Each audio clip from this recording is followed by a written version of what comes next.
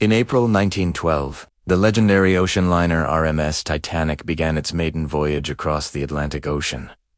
It was the largest and most luxurious ship ever built at the time, carrying more than 2,000 passengers, and crew members subscribed for more. People from different backgrounds boarded the ship in Southampton, Cherbourg, and Queenstown. Some were wealthy travelers enjoying luxury, while others were immigrants hoping to start new lives in America. But among these passengers were several individuals whose decisions to change cabins before the disaster would later become one of the most fascinating and mysterious stories connected to the Titanic. Cabin assignments on the Titanic were carefully organized according to class. First-class passengers enjoyed luxurious suites with private promenades and elegant furniture. Second-class passengers had comfortable but simpler cabins, while third-class passengers were placed in shared accommodations located deeper within the ship. However, because the Titanic was such a massive and complex vessel, cabin changes sometimes happened during the journey. Passengers occasionally swapped rooms with friends, upgraded cabins, or moved closer to relatives traveling with them.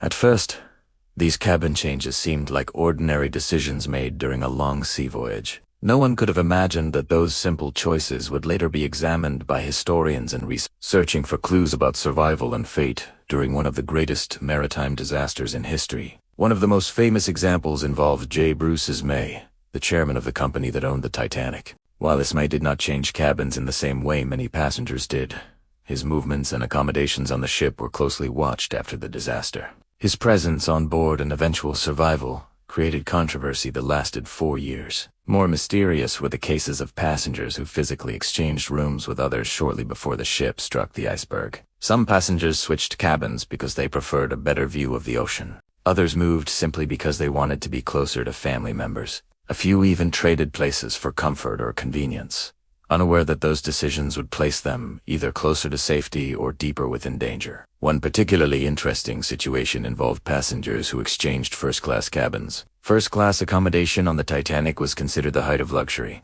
Wealthy passengers enjoyed grand suites with private bathrooms, expensive furniture, and large windows overlooking the Atlantic Ocean.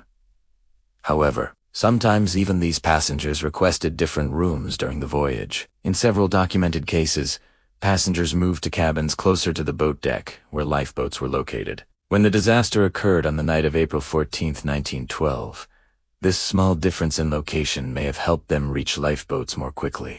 Others who moved to cabins farther below decks found themselves trapped in crowded corridors when the evacuation began. At 11:40 p.m., the Titanic struck an iceberg in the freezing waters of the North Atlantic. At first, many passengers did not realize the seriousness of the situation. The collision felt like a slight vibration rather than a violent crash. People continued conversations, music played in lounges, and many passengers prepared for sleep.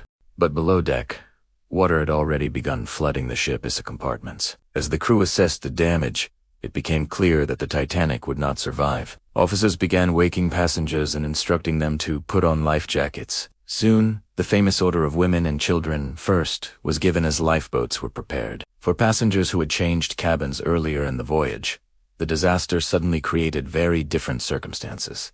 Those who had moved closer to the upper decks sometimes reached lifeboats earlier. Their cabins were nearer to the areas where crew members were organizing evacuation efforts. In contrast, some passengers who had switched to lower cabins faced confusion as they navigated long corridors and staircases while the ship slowly filled with water. These small differences in cabin location often determined whether someone reached a lifeboat in time. The Titanic did not carry enough lifeboats for everyone on board, meaning survival depended on timing, location, and sometimes pure luck. Historians studying passenger records have found several examples of individuals whose cabin changes placed them in dramatically different situations during the evacuation. Some survived because they happened to be in the right place at the right time.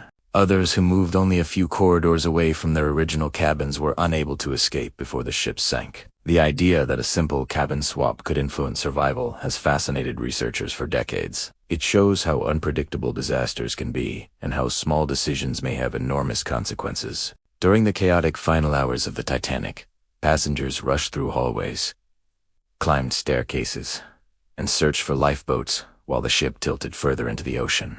Families were separated. Crew members struggled to maintain order, and the freezing Atlantic wind made conditions even more terrifying. Some passengers who had changed cabins were reunited with friends or relatives they'd moved closer to earlier in the voyage.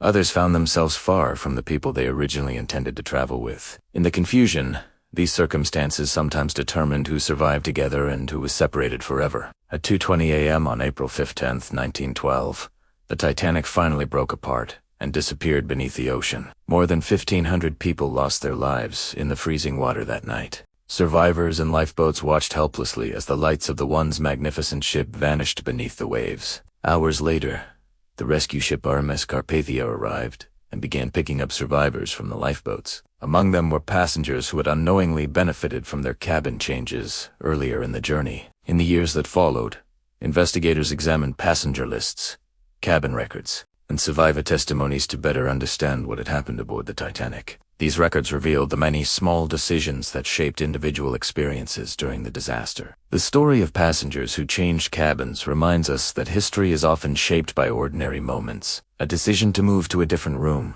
to stay closer to friends, or to enjoy a better ocean view might seem insignificant at the time. Yet during a crisis, those choices can have life-changing consequences. Today, more than a century later, the Titanic remains one of the most studied shipwrecks in the world. Researchers continue to explore its history, uncovering new stories about the people who sailed on that fateful voyage. Among those stories are the passengers who unknowingly changed their destiny when they switched cabins before the disaster. Their experiences remind us that sometimes the smallest choices can shape the course of history in ways no one could ever predict.